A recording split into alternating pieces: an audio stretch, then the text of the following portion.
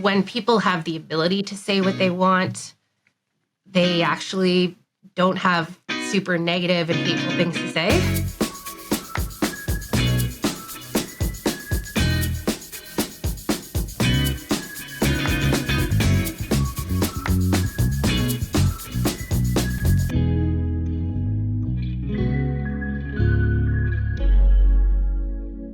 Welcome to Life with Bitcoin, where we delve into the human side of Bitcoin to explore the life, culture, and the transformative power in Bitcoin. I'm your host, Vivian Chang. Thanks for tuning in.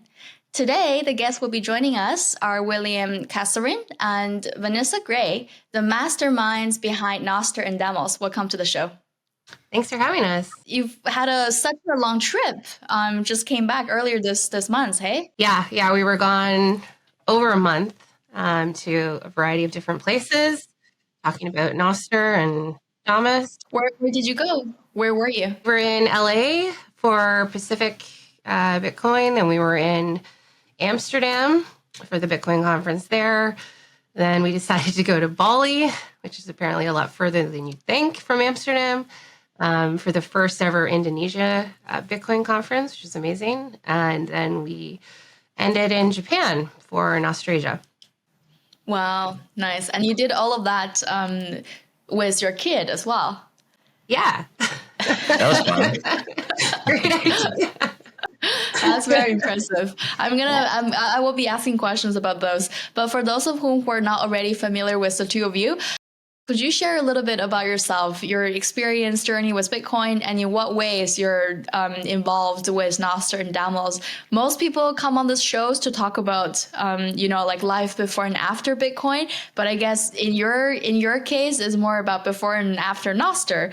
Yeah, I guess for me, I got into the Bitcoin space pretty early, 2010. I think I just found like a Hacker News article. I'm like, oh, what is this? Download it, start playing with it. Never really took it too seriously at the time. I don't think a lot of people did. I think the price was like 30 cents or something. But it was it was like a cool toy. I'm like, wow, you can send money to people on the internet. And that just kind of blew me away just from a technical aspect. You know, I went to work for a record label. We started selling our music with Bitcoin in like 2013. I think we were one of the first record labels to sell our music with Bitcoin. But the price started getting like higher and higher. And I'm like, whoa, maybe I should hold on to some of these things. It's pretty important. And then obviously just like through 2017 and everything that's happened to it, it completely changed the way I see like how we transact value on, especially online. So in that sense, that's kind of how it was a transformative thing for me, because I realized, wow, this piece of technology could actually have huge impacts on the world, and it was changing people's lives. So I started taking it way more seriously when I first got into it. But yeah, I've always been kind of interested in protocols, and that's why kind of Nostr naturally came up. And I'm like, wow, maybe I can integrate Bitcoin into this new social network. And here we are. And Vanessa? So yeah, for me, he introduced me to Bitcoin. I don't know when. I've always been talking about it. Yeah. So he's been talking about Bitcoin and protocols for a very long time. And typical me, I'm skeptical of everything that I don't know much about. So I started to kind of get into it myself so that I could understand it, Bitcoin specifically, and saw the benefits, saw how it could help our family directly. And we actually started a little Bitcoin education company called Bitcoin Wizard. So we were, because for me, it's all about educating people, right? So that they understand what they're getting into and can really get that. So we started doing that together, and that just wasn't sustainable for many reasons. And then he brought Nostr to my attention, I guess, about a year ago. And again, I was unsure of what this is and, like what's a protocol and all that. But I soon realized that this is something that could be really exciting, something that I end up now using all the time, not just from the social aspect, but also the Lightning integration and sending money that way. And so then it's been almost a year, and we're coming up on the anniversary and just taking off now. So I'm helping out with all the marketing and promotion around the app and Nostr in general. So. Yeah, you went from skeptical to addicted pretty quickly. Yeah, didn't take long. And now I've tried to, obviously get as many people as I can onboarded too, including my mom. Wow. Talk about what can happen in a year. I'm sure it's been a crazy year. Vanessa, were you always on board with this decision? Because some people have a really hard time trying to unpill their partners, and we still see that very much so today. It's been a bit up and down. Like, I feel anytime he has an idea, obviously it's coming from a place of extreme deep dive knowledge, right? So anything that he's ever brought to my attention, I know that he's done the work. But for sure, when you're talking about basically going full Bitcoin almost at this point, right? It's a little bit scary mostly because of what you hear from other people, right? So, but I think, we ended up using Bitcoin as part of our down payment on our place. That was a huge wake up call for me because it's like, wow, this is something that he had from mining it himself or whatever, and it's now able to help us. So I think it's been a process for me, but even the last year, just meeting all these people who are 100% in or very, very passionate about it has helped for sure to make us feel like we're on the right path. And yeah, I fully believe in it. What happened with the down payment? Is that possible to use Bitcoin for down payment theoretically? That was an interesting story because I was moving. So I had all of this money in one of my banks, CIBC here, and they were like screwing me over. So I wanted to switch to RBC. So I was just trying to transfer the money. So I had like $30K for the down payment. I was trying to transfer to RBC for the mortgage payment, down payment. And then they basically screwed up the bank transfer somehow. Like the serial number was wrong. And it just got lost. Like that $30,000 transfer was just lost. They could not help me. Either bank, they're like, well, sorry, it didn't work or something. I'm like, this is absolute. So it was lucky that we had a friend at RBC who was really high up who actually like got it resolved for us. But if we didn't have that, we'd probably just lose 30K. And I realized, so I had to so what I did was I had to sell Bitcoin, which is like was the worst feeling because at the time the price was pretty low, I think. But the fact that the only thing I could rely on was this technology to make this down payment. Yeah, to like bridge the gap basically between the transfer and everything. Because we were doing it like the day of, like we had to make the payment, and we didn't have the transfer didn't go through. So that's how I see Bitcoin. It's just like it's the most reliable tool for these types of situations when everyone else is kind of screwing you, like the banks, because that's what they're kind of designed to do. Wow, that is wild. Because if you think about how people are scared over sending transactions with the copy and paste Bitcoin addresses, and then you think about how banks, you're supposed to be able to rely on them, you trust your money with them, and then they end up like losing $30,000 of your money, and that's a lot of money. That's unacceptable, like honestly. And with Bitcoin, it's like a transaction is valid or not. Like I could like put this transaction on my node and see if it's valid. And there's no issues of like serial numbers going bad. It's just it either works or it doesn't. So it's just a much more reliable technology. Wow. Yeah, I'm sure that after something like this, the conviction for Bitcoin is gonna really grow there. That maybe that was the moment. I think I did a tweet. I was like, my life mission is to bring your entire company down or something. This entire bank. I'm like, I'm so done with the banks after that. Ever since that point, I stopped trusting banks. I think I took most of the money out of the bank and just put it into Bitcoin. Yeah, I guess it just goes back to the point that, at the end of the day, like adoption happens through necessity. And if you see how you need this stuff and that you didn't realize before, then there's no going back after you've made that realization. And I think we're seeing something very similar happening to Nostr, which is our main topic today. I've been on Nostr since January this year, and I definitely recall how overwhelmed and confused I was setting it up. And this is before we have all these tools and we have like some of the major relays that we're using today.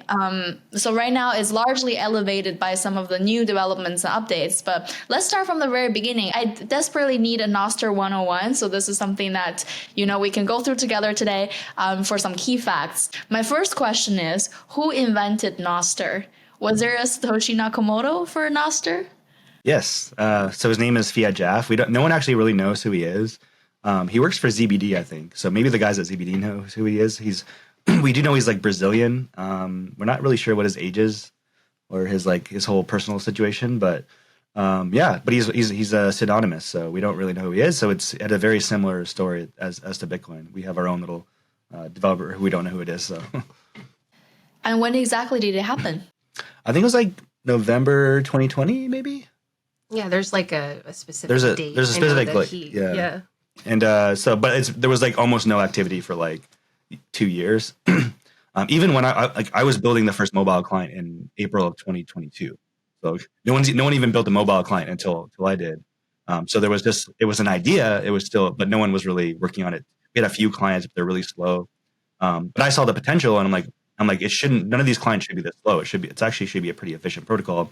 So Damus was my attempt at showing that it's really good, the protocol, and we just need to build some good clients to kind of show it off. Where did you hear about this protocol in the first place? Yeah, so I was working on Core Lightning, which is a Lightning node, and so I was really heavily involved in the Lightning space. And so the one spec that I always came up was Elenural. So this Elenural spec is a way to kind of fetch Lightning invoices over the web. And the guy who made this protocol was Fiat Jeff. So Fiat Jeff also made Elenural. So I knew of him from that protocol. So if I didn't probably know him through there, then I probably wouldn't see Nostr. But Fiat Jeff is really good at coming up with new protocols. So I always respected his work. So once I saw he made Nostr, it was actually very much in line with other things I was really interested in at the time. Because I've always been really interested in building like a decentralized social media network. I was working on just always been interested. Well, I was working on a activity pub node, which was so that's another decentralized social media protocol called Mastodon and all those other ones. So I was in this space and I was interested, and then I saw Fiat Jeff made this protocol, which was very elegant, much simpler than activity pub and Mastodon. So I was like, hey, why don't I try to make a client? And yeah, I threw one together in a weekend, and I realized, wow, if I could put together a client on a weekend, then this is a very powerful technology. So Nostr, nodes and other stuff transmitted by relay. Without getting any technical here, can you help us explain what this? At the core of the protocol are these things called notes, and notes are very simple. They have some content, so it's usually like like in the case of a tweet, the content is what you're saying. It's like the text within the tweet. It has something called a kind. This is which categorizes the note. So you can have notes of different kinds. Like you can have likes, you can have tweets, you can have reposts, you can have all these things. So there's different kinds of notes, and a kind is just a number. So text notes are just kind 1, reposts are kind 6 or 7. Yeah. And then the most important thing is that it's covered by a signature. So these are all signed by the person who is creating the notes, so that you know that this note is from a certain person. So it gives it really strong kind of ownership over your data. And not many other protocols have that. Like not many others, Bitcoin is one of those protocols, but adding cryptography into the network really empowers the individual, because you, in some sense, know that the notes are coming from certain people and you actually own the data, unlike other scenarios. So yeah, so that's basically it. So you have these notes and then you broadcast them to relays. So relays are just places where you store the notes. And then you can also query the relays and get the notes down. But the main reason the main feature which gives it its interesting properties is this the fact that you're broadcasting it to more than one relay. So once you broadcast it to like 6 relays, then no one can really censor you, because even if one relay censors you, then the notes are on the other relays. So that gives it its censorship resistant properties, which is why some people care about the network. Right. I'm seeing a little bit of resemblance between how Nostr, the protocol, works compared to how Bitcoin network works in a way. How similar or different would you say between the Nostr protocol and how Bitcoin works on a grand scheme? It's similar in some aspects, but it's actually quite different. So the similarity, if you can make the analogy between notes and transactions. So transaction is signed, a signed piece of data that you're broadcasting to other peers within the network, and those peers distribute that transaction to every other peer.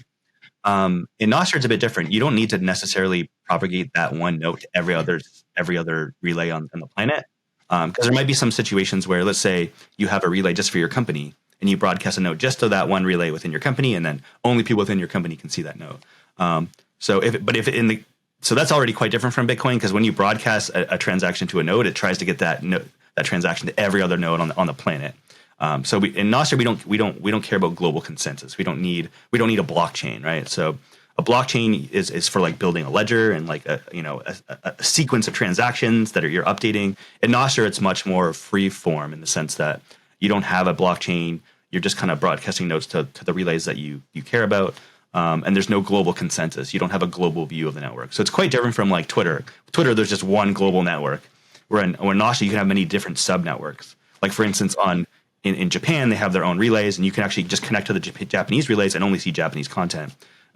So yeah, the model is quite different in that sense. Nostr wasn't the first attempt in creating centralized social media. And I used to be a light user of Mastodon, for example. But what do you think are the success factors of Nostr that the other attempts didn't have? One of the main reasons why I switched from Mastodon to Nostr was there was a huge issue when using Mastodon, which is whenever you sign up with an instance, your entire social graph was kind of tied to that one server.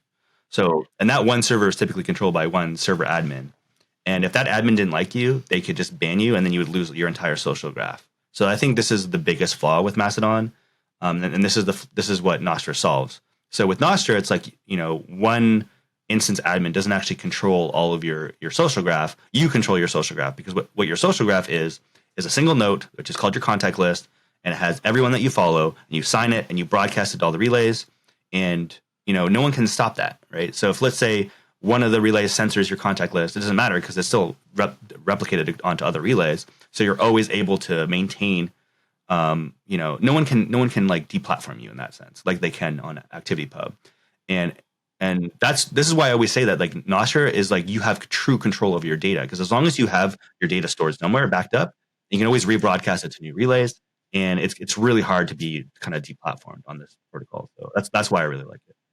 People have told us it's more fun than previous attempts, right? Yeah, it's a different culture, right? Like the types of people that Nostr attracts is like people who are like freedom loving, like a lot of Bitcoiners, a lot of people who care about individual sovereignty, a lot of libertarian style people, and they seem friendlier. Like the people on Mastodon typically were people on the very far left, and they're like angry if you said Bitcoin. Like you would get banned for saying Bitcoin on Mastodon. So I had to end up joining the Bitcoin hackers instance on Mastodon because it's the only place you could talk about Bitcoin, and that instance is like banned from every other instance on ActivityPub. Right.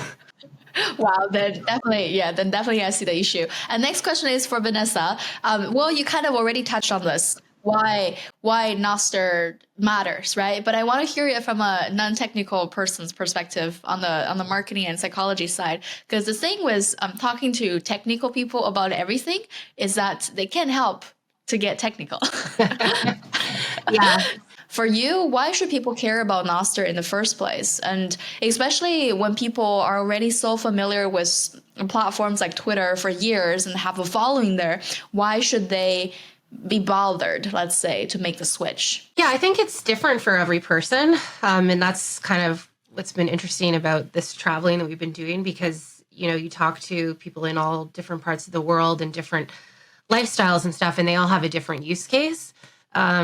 So, first and foremost, I think I was never a social media person at all. I mean, I would post one photo a month of my son on Instagram, and that was like the extent of my, and it would take me probably like a week to figure out what I would want to post. Whereas, with Nostr now, I'm posting all the time because I don't feel that I'm going to be shamed for certain things, or I feel like, people are going to think this is stupid. People actually laugh and like my posts or my notes. So it's a really welcoming space, kind of what we were talking about. And I don't know if that's going to last, but it just feels very welcoming. So I think, if you're looking for a social media place to be that is comfortable and welcoming, I think, first of all, it is. But then also, I think we've found that there's so many people that actually do need this for various reasons, right? So people who don't have a voice in the country that they're in, people who are using this, to your point about, as like a communication tool with their own relays, and that's the only way they're able to communicate. And then, I think beyond that, there's just so many possibilities. I think if people take the time to get into it, and that's really what I've been doing with our team too, is like, I'll literally sit there with somebody and show them, here's exactly how you get started, or, the tips and the tricks and stuff that people are doing, which you can see there. And I think they'll realize that it's worth the effort. And then obviously the ability to make content and get paid for it within an app is pretty wild. And what do you think contributed to that friendly and welcoming space, besides that the current group of members are coming from the libertarian and the Bitcoin community? When people have the ability to say what they want, they actually don't have super negative and hateful things to say. You want to believe that humanity is better. Obviously, the community it has been small, right? And it's grown in a way that wasn't, oh, tomorrow we've got 10 million new active users. It's much more gradual than that. So I think that there's just this culture that's being developed. Not to mention we've had 2 in-person conferences in a year on a protocol, which is pretty unheard of. Thanks, Jack, for that. But it's interesting because you meet these people who are building this thing in person. It's not obviously the whole community, but it's a lot of the developer community. So you can kind of see the way that they interact and the culture that they're trying to build. And, we had a conversation in a women's panel I did recently on this where, the developers are listening, right? So they're listening to different groups. And if people are feeling uncomfortable or feel that there's a way that we could make it a friendlier place to be, we're able to implement that. Will there ever be a delete button on Damus? It wouldn't be called delete. There is a delete button on a lot of clients, but it shouldn't be called delete because it's just lying to users. It should be called request delete. The client can't delete something. Like you can ask the server to delete something, but they don't have to. Help me understand here. So I do use Relay on desktop when sometimes the posts go out twice. And then if I see like 2 identical posts right next to each other because I hit send twice, it really bothers me. So sometimes I would go and delete one of them. So what happens when I delete a post through the client? Is it showing up still on other clients? Mm-hmm. Just for that No? Yeah? Yeah. Actually? Yeah. Because like, for instance, Damus doesn't implement delete. So it's like, it doesn't delete it on Damus. This is why, like, again, deletion is it's not true. So when the client says this is deleting a note, they're actually lying to you, and that's why I don't like to. That's why I don't really want to implement it, because I don't want to like lie to my users and say this is being deleted and thinking that they actually deleted it when it still shows up on like every other client, right? Oh, I had no idea. Okay, now I feel lied to. Like totally. That's okay. That's why I don't want to implement delete. I don't want to lie to my users. Yeah, that's like a lot of people are like, why don't you just allow us to do this? And it's like, well, we want to make sure that you're getting truthful information. And if we really can't, like, you have to know that information will be there somewhere. So just keep that in mind if you're posting, personal information that you maybe shouldn't, or post a photo that has, there's ways that you can, again, like you said, request, like through whoever's posting the content and stuff. But again, it's not foolproof. Wow, there's no second thoughts on Nostr, hey? Yeah, exactly. And this is like, again, just the nature of like decentralized protocols. It's like once you put something out on the internet, we're used to these like centralized service providers being able to like hide everything from you, but they don't actually delete it on their back end. Like their employees can see the stuff that you've deleted. And this is an open network, so now like everyone's the employees, everyone can see. That's why people can see like DM metadata. You can see who's DMing who. You can see like that you tried to delete something. Like, I don't know. It's a different thing that people got to get used to. You have to be really careful and take responsibility of what you put on the internet, which is what people should do. It's restoring like what we have always been doing as humans. It's like if you put something out into the world, like you can't just like undo it. You've done it already. I don't know. Yeah, it's a different way of looking at things, and I think the majority of people are comfortable with it and they get it. There are some people that are still really pushing for some type of edit. I'm okay with editing. Yeah, editing's fine. It's just it's fun because it's a conversation, right? So it's not just like Will gets to decide, yes, we're going to have edit, or no, we're not going to have edit. It's all been, we have some really, really in-depth conversations about everything. And it's not just, we're not having those like closed doors conversations. They're usually right out in the open, which sometimes I have been like, really? You're going to put that out there, right? Like just tell everybody or ask everybody. But it's better that way ultimately, because then it does really lend itself to that decentralization. What has been some other special requests or popular requests besides the delete button? It's a good question. I think what are the most popular ones? The biggest question we get, I'd say in the last couple of weeks is when Android for Damus. It's probably the number one. There's a lot of questions around, can you add like video, a lot of video feature requests, right? Like video playback requests. Yeah, people want lists. I'm going to add those soon. Oh, account switching. So I got to add account switching. And then the whole conversation around algorithms, right? So like he's talking about lists, but also just, how can we make discoverability better? How can we make onboarding? Like, I think really those are the two biggest points, I guess, that get brought up in terms of how Nostr can go from here to here. So I don't think there's an answer yet, really. But well, people have been trained to just like not want to put in any work into the apps. Like for instance, TikTok has trained people just to like open the app. You don't have to actually follow anyone really. You just kind of swipe. So people expect that experience from their social media apps these days, which is not going to work right now in Damus because we don't have an algorithm that's going to just throw random stuff in your feed. So you really got to follow people and like follow people you're interested in before the app is actually a good experience. Which is it's actually too much for most people. They're like, well, I don't want to put any time or effort into this. So I'm not going to bother. So it's kind of a big issue right now we're working through.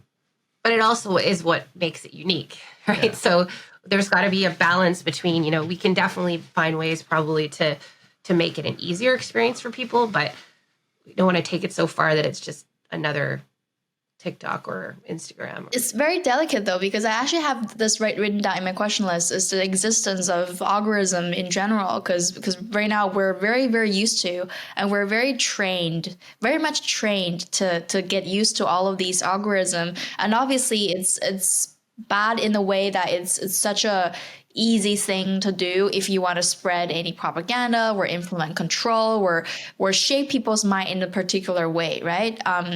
But right now, my understanding is there's absolutely no algorithm whatsoever on Nostr. Is that the case still? So it's not technically true. So like some clients such as Primal, they have algorithms. So they have like trending things. So right. So my point is like, algorithms aren't necessarily bad. The issue is like one single algorithm that you can kind of apply to a whole population, right? That's where things get dangerous and you can start like swaying elections and things like that. So I think what Nostr is uniquely set up to approach this problem in a much more effective way. So instead of having one algorithm, you can now have, a whole suite, a free market of algorithms. And, you can pick and choose what suits you. And not many other apps or not many other social apps are actually doing this because it's like they usually just build one that's really effective on their user base, but like not everyone's the same, right? Like when I open up Twitter, I get like, fight videos and like anger stuff that's like supposed to like make me angry and engage or something. So I can't even open up the algo feed on Twitter because it's like I just find it disgusting. So maybe if there was I get to choose which algorithms I see that puts happy content into my feed, that might be something I'd be more interested in. So that's kind of where we're going to go with Nostr, I think, is just choose your own algorithm. And how would it look like for a user? So for example, for me, if I go on Damus and I want to pick my own algorithm, what exactly are the things I can pick and how would I? Yeah, so I think the way I would want to do it is, we could probably show them as different tabs, very much like Twitter does it when you switch between the algo feed and the follow feed. So maybe you get to like open up a screen that's like, here's all the algorithms that people are working on right now. It's like a market. It's like people can publish these algorithms from the network. And so maybe you'd like click one and like add it to your list and then try it out for a bit. And if you like it, then that's great. If you don't like it, remove it, try a different one. But it should be more like a place where you go and explore and find the ones that like fit you best. That's a great way to do it because you're giving the control back to the users. My concern here without an algorithm is that right now Nostr is small. And the user base is not so big, and if you manage to follow maybe like 500 people, you can still, if you're like really into social media, you can still get through all of their stuff. But if there are millions of people on Nostr, and then you start to follow more people, and it's very reasonable that you're not interested in all the things that someone has to say, right? So where do we draw the line of serving people's feed to the point that is relevant to them, but we're not necessarily getting, the users are not getting taken advantage of by, get sucked into this one algorithm that they can't get out of. So it's just a great way of putting it. But technically, how difficult is this to implement? It's not too difficult. Like you can, there's already some relays that, when you go to them, the whole feed from that relay is just like a custom algorithm that already works in all the other different clients. I'm working on something called Nostr script, which will be a way to kind of like have little plugins into your client that can like implement new algorithms or even implement like ways to filter your feed. Like one example of this is, the word muting in Twitter is like a thing. It's like built into Twitter. You can mute words, but imagine if that was just a plugin. It's like the mute word filter, that like filter your feeds. But you could also have more advanced filters as well. But then other people can write those filters and put them into the client. So I feel like this Nostr script might enable lots of cool ways to build algorithms, build filtering of your feeds. So that's my approach. There's other people's approach. Like one is called the data vending machines, which Pablo's working on, which is like a way of saying, hey, you can actually send a request out to the network that says, I want a feed that has, all Canadians. And then the network itself will respond to you with an algorithm. So there's like many different approaches that people are trying right now. Nice. So you're almost thinking about algorithm in a way to gather people with their communities. Because if you're creating some algorithm and saying that I only want to see Canadians, then you're creating this sense of community already, because they can just interact with each other with this algorithm toggled on, and then all of the stuff you see will be relevant in that specific community. So that's a great way of thinking about it too. And on that note, besides the cool personalized algorithm, if you were to imagine a future, both of you, for Nostr and Damus, what are some of the applications and use cases that you can see through the app that hasn't been realized just yet? I want to replace my email client with Nostr and like the mailing list. Like right now we have a mailing list for developers within Damus to like, we send patches there and we can like do code review, but there's no reason why we couldn't be doing all this over Nostr, which would be way more on brand. And also, like the Slack example, I would love to have a suite of tools like Slack and like workplace tools where you can just like maybe the Damus suite, you just have your own relay for your organization and you can use all the different clients that all work together. So that would be really cool. So I want to start exploring those ideas.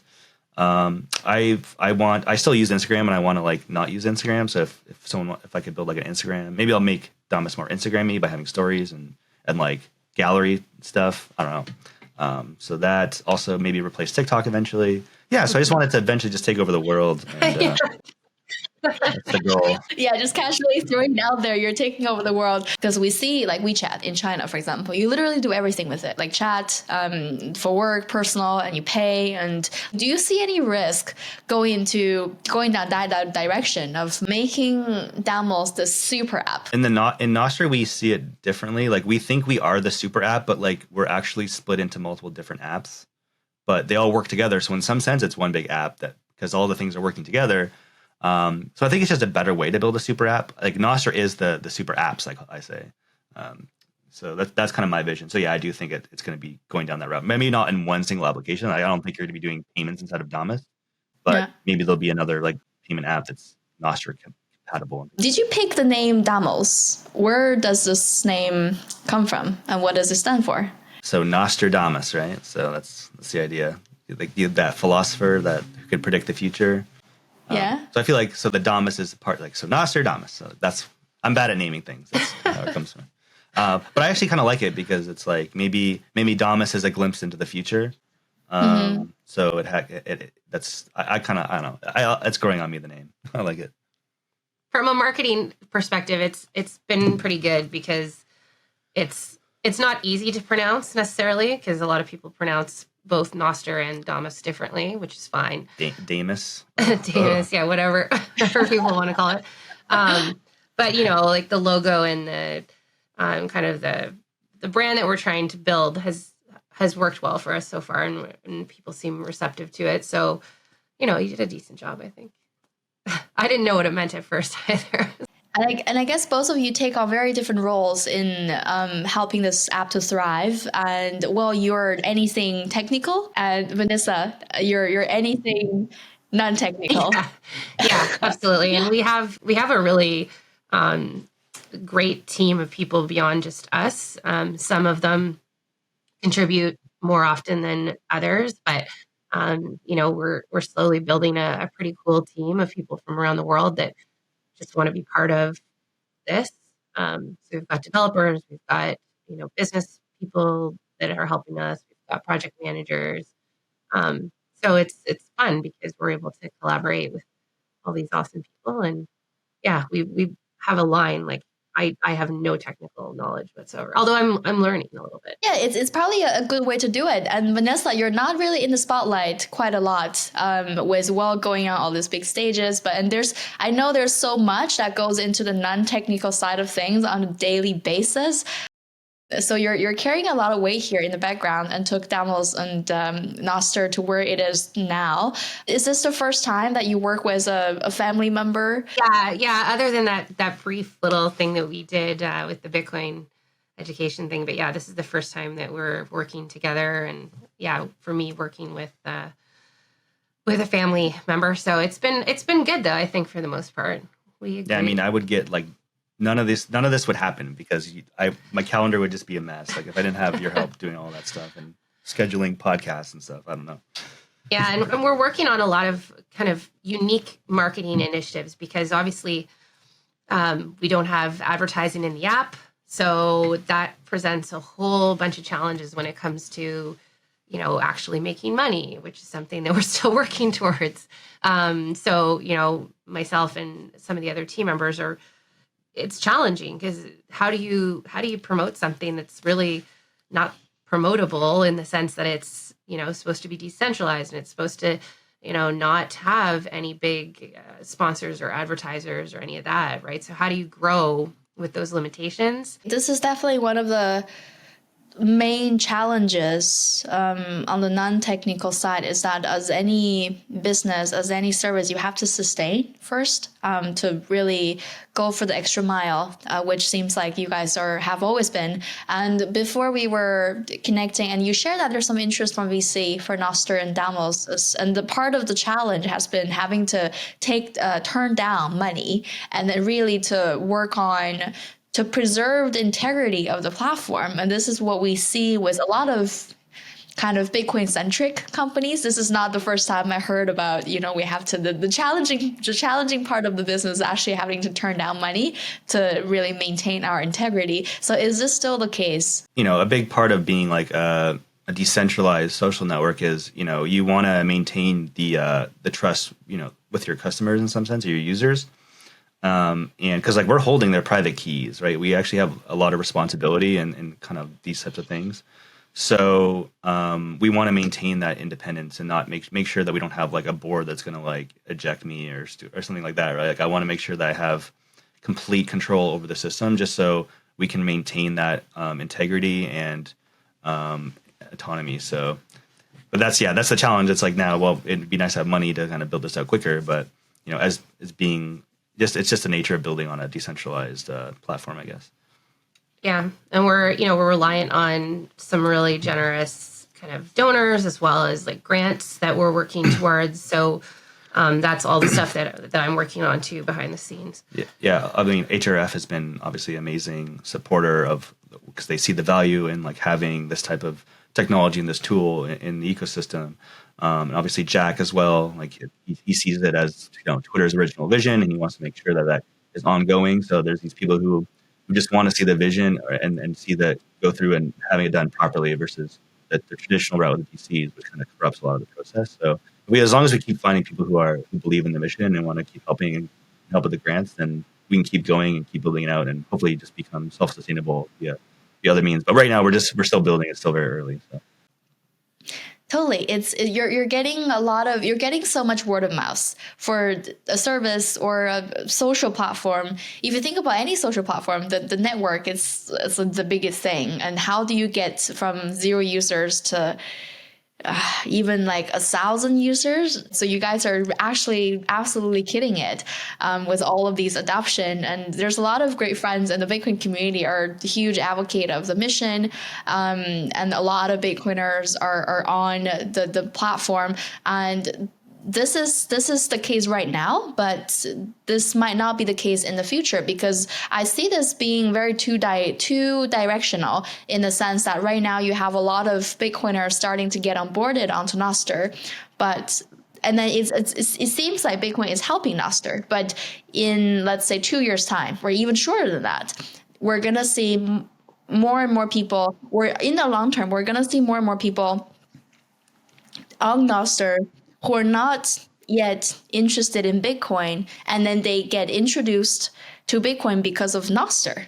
And I think you are already seeing this with all of the zapping function. I bet a lot of people don't even recognize that's through Bitcoin. No, I've gotten that many times where they, this is why we call them zaps. Like, we don't even explicitly mention Bitcoin in too many places in Damus, because we want to show people the value of Bitcoin without mentioning it. Because the minute you mention it, people think of like scams and all this stuff, because because their friend got owned by like some shitcoin, and all of a sudden like they think Bitcoin is the same thing, and they don't really understand. Yeah. So I've always said with the one way to orange pill the world is just like get people to use it without them realizing they're using it, and then be like, wait, this is just useful. And like, I feel like we did that to Edward Snowden, because he was just like, he thought Bitcoin was slow, and he never tried the Lightning Network before, and then once everyone started zapping him, and he's like, whoa, this is like amazing.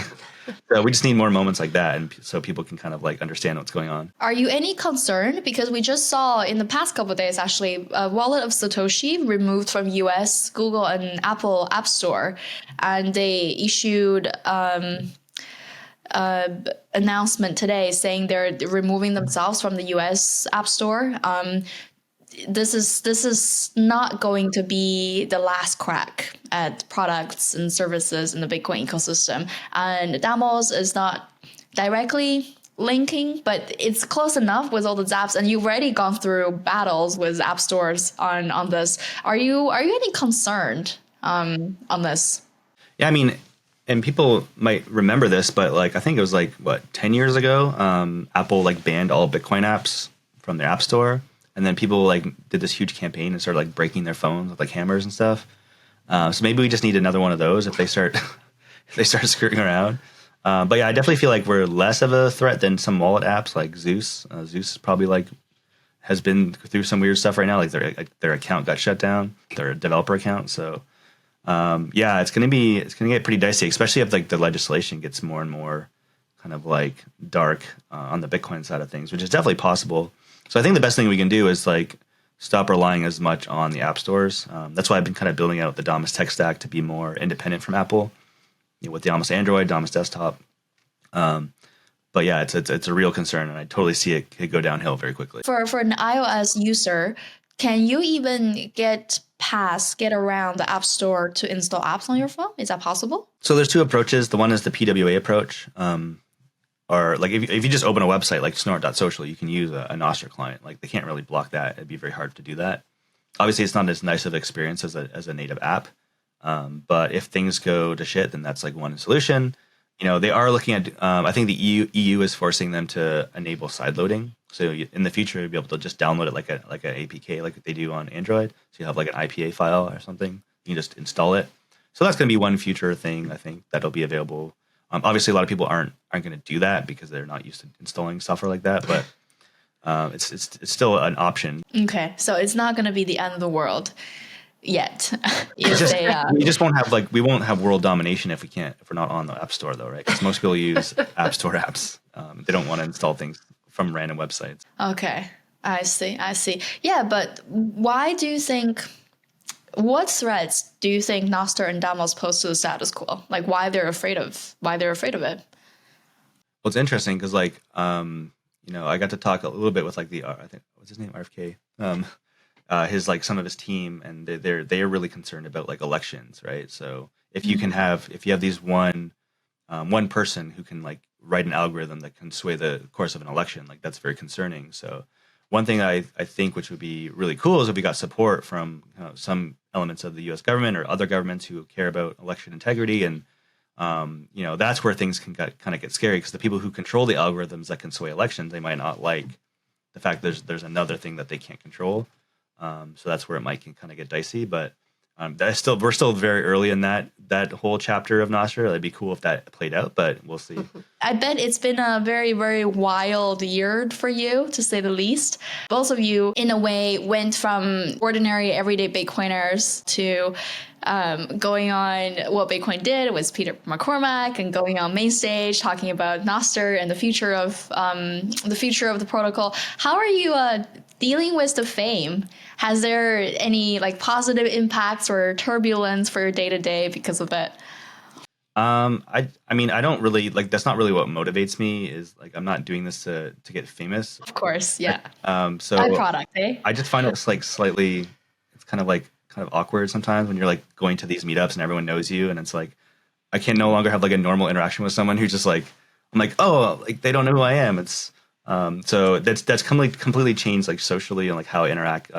But honestly, like none of this would ever be even, I could not, well, you're asking how I manage it. I literally couldn't. And that's why I basically just started forwarding all the emails to Vanessa. I'm like, can you just deal with all this? And so she got me on the McCormack podcast, and honest, so she's been really helpful just through this whole process. I probably couldn't do it without her. So. Wow. Thanks. No, I think it's been, I mean, for to answer your question about, positives and every interaction that I've had, meeting people both online and live has been positive.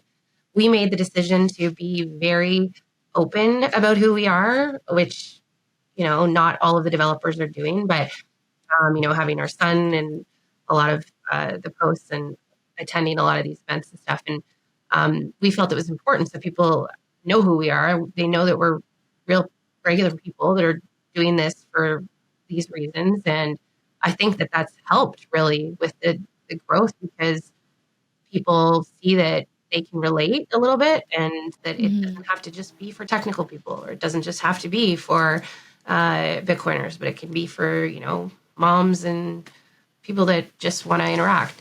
So I think it's been all positive stuff. And there's a lot going on, obviously. And when you have a 7-year-old, it's busy as it is, but it's all really, really enjoyable. Yeah, I mean, as an engineer, you're just used to, I mean, like, especially in open source, you're usually just used to not having any users, and you're just tinkering away by yourself. So I'm just grateful to actually have like lots of users who actually like using my software, and that's enough for me to keep going. I can imagine it is the dream for everyone out there, pretty much, to work on a side project. Either it's like building an app or just any side project, and to have it take off like that and transform your life in every aspect. I'm asking this on behalf of all of the builders out there so they can learn from you. What are the things that you think you did right? What do you think contribute to the success of Damus? If you want to have a successful app, it's not going to happen like the first try. Like, I feel like this is like my 9,000th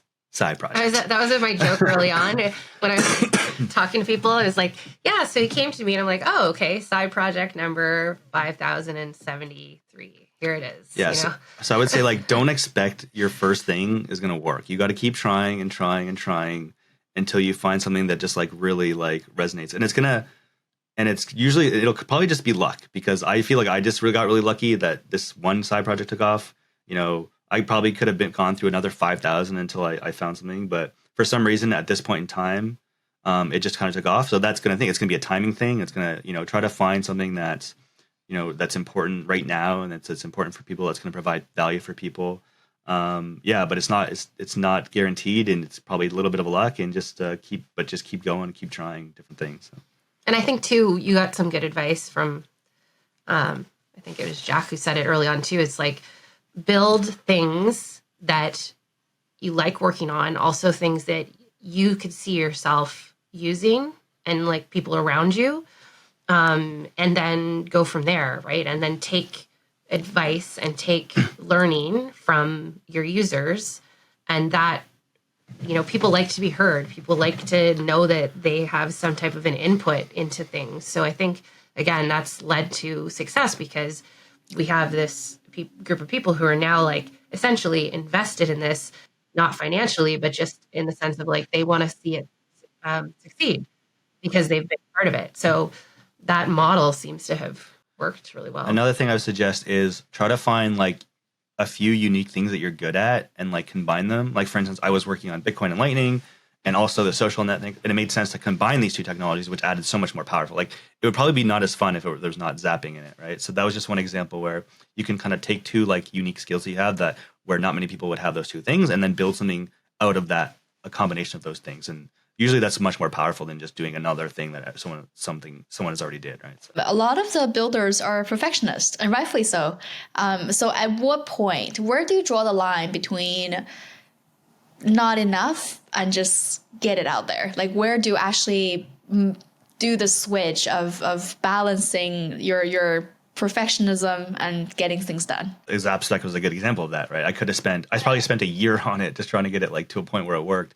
And it's obviously not perfect. And that's like the biggest criticism that people give me about this aspect, that it's like, it's not perfect. I'm like, well, you guys didn't, I mean, you could have made something, like, why didn't you? He's probably still working on it, right? So actually getting first to market with something that just basically works is sometimes more important.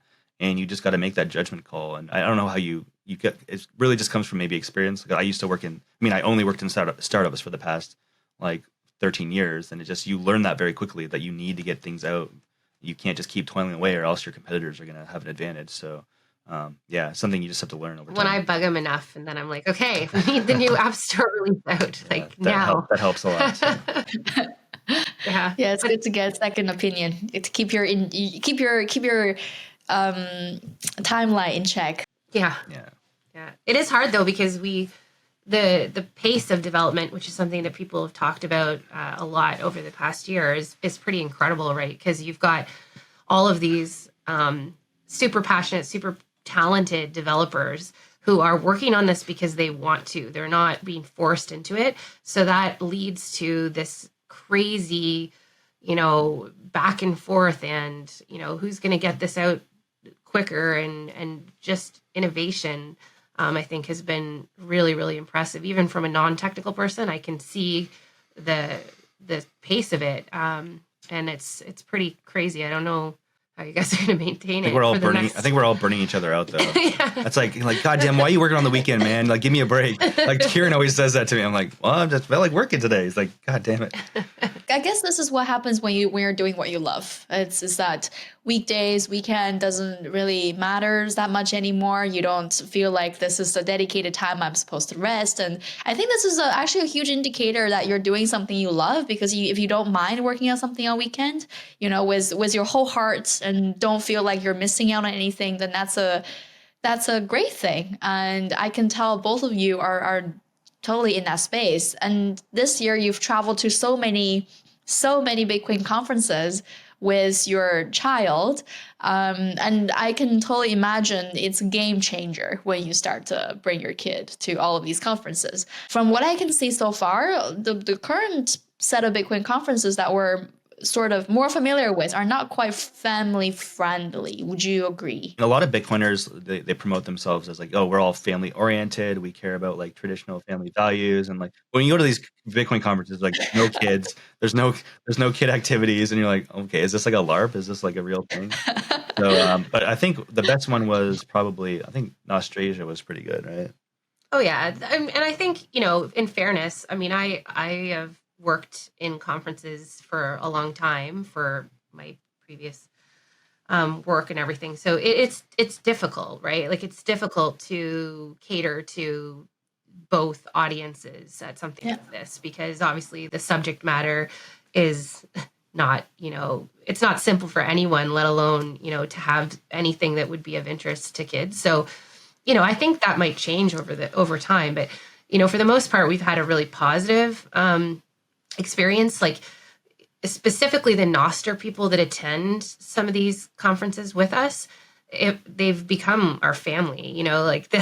There's some of them that just will sit with him and engage with him, even, and miss their own seeing the content themselves, because they're so helpful and supportive of us. So I think that's what's been really cool. And for him to meet these people, like, he did some AI art, and the organizers at Nostrasia printed it into this huge poster for him, and he was just like over the moon about that. And so there's just been these really cool moments, I think, that have been really positive. But yeah, for the most part, I mean, it's tough to have a child sit through 3 days of Bitcoin content. Well, it's good to get a taste of everything. And I'm sure that I think Bitcoin conferences are taking note of that. I think the organizers I've spoken to, for this coming year, they've all had some very cool ideas in mind in terms of where do we put all these children. How do people stay close to your work? And if they would like to support Nostr in any way, what's the best approach?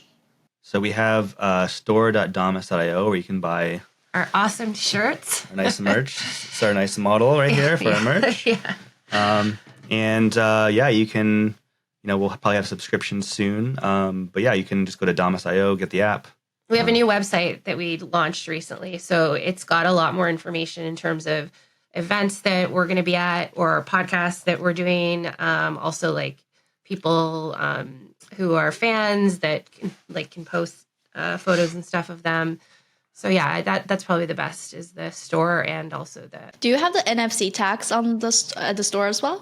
No, but we should probably talk to Ben about getting those on there. Yeah, they're very popular. That's one of our contributors. His son actually makes those. So yeah, we're looking at a whole bunch of collaborations actually for the merch store because lately a lot of people have been asking for not just Damus stuff but other Nostr related merch. So that'll be coming soon, and just see how, we'll try to test some things. And so I'm always open to suggestions on that kind of stuff. No, just, keep using Nostr and keep contributing. And if if you're any type of builder or creator, not just, devs, but content creators and, photographers and anything, we need all the people that we can get working towards building. So hopefully people will stick with this as we go into year 2. And yeah, thanks for having us on. Thanks a lot for joining the show. And on behalf of myself and a lot more Damus users, thank you both for your hard work and your passion, your dedication, building this app, providing such a great platform for us to connect and talk to each other, while maintaining the integrity of the platform to make it truly decentralized and open source. Kudos to both of you and to the team. This is Live with Bitcoin. If you like this content, please subscribe. We'll see you in another episode.